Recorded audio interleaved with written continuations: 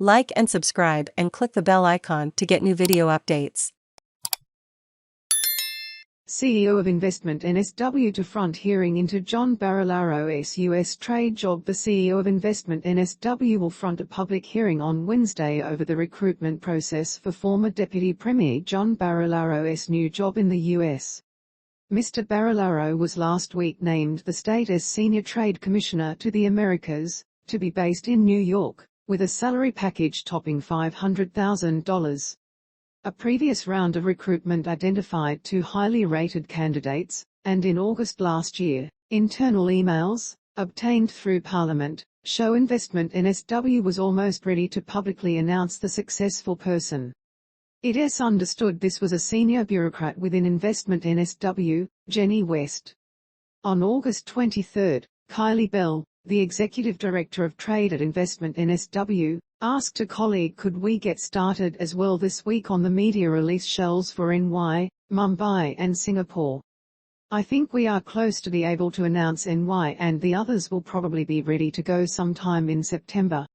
Then we are all done. Emails in early September stated a contract for the US role was being prepared. But 3 weeks later, the agency's General Counsel Chris Carr was investigating other methods of employment, emailing, we have been asked whether there is an option for ministerial appointments. As the ABC reported on Thursday, Investment NSW CEO Amy Brown then wrote to the external recruiter on October 3. I appreciate that you'll keep this confidential, but we've now had confirmed instructions to commence the preparation of legislation to convert the global senior trade and investment commissioners to statutory officers, ministerial appointments, she said.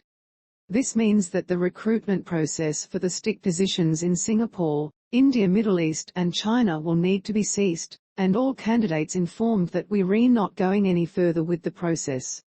We will be handling the STIC New York position as an internal matter. In the days before John Barilaro announced his plans to leave politics, the recruitment of a new trade commissioner to the U.S., a role he has now been appointed to, ground to a halt. Read more. Mr. Barilaro announced his resignation from politics the next day. Invoices included in the documents show that by that stage $100,000 had been spent on recruitment for the New York and Singapore positions alone.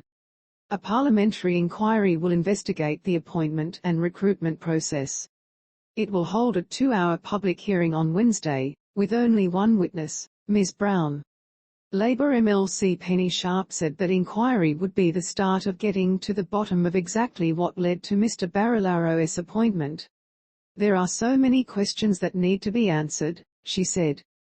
To simply not go through with it is a gross waste of taxpayer money, but again begs the question, who was making the decisions and why didn't they proceed and instead decide John Barilaro was the best person to go to New York? The NSW opposition leader Chris Minns said a full explanation of how Mr. Barilaro, who actually announced the creation of the commissioner roles when he was the trade minister, ended up with the job. I think this has gone from fast to farce. The original explanations provided to the public in the first few days have proven to be wrong, or wildly off the mark, he said. We need to understand exactly how Mr. Barilaro was appointed to this position. This was not the gift of the NSW government, these are taxpayer funds that are going towards Mr. Barilaro to take up a position in New York City. The ABC put detailed questions to Investment NSW about who made the request for the roles to be transitioned to ministerial appointments and why. In a statement, a spokesperson said they could not comment due to another review being conducted by the Department of Premier and Cabinet. Premier Dominic Perrottet has repeatedly defended the appointment of Mr. Barilaro to the role, saying it was a public service appointment which did not require the input or approval of any ministers. But on Thursday he announced his department would conduct a review which he would make public. Posted 7 hours ago, updated 6 hours ago.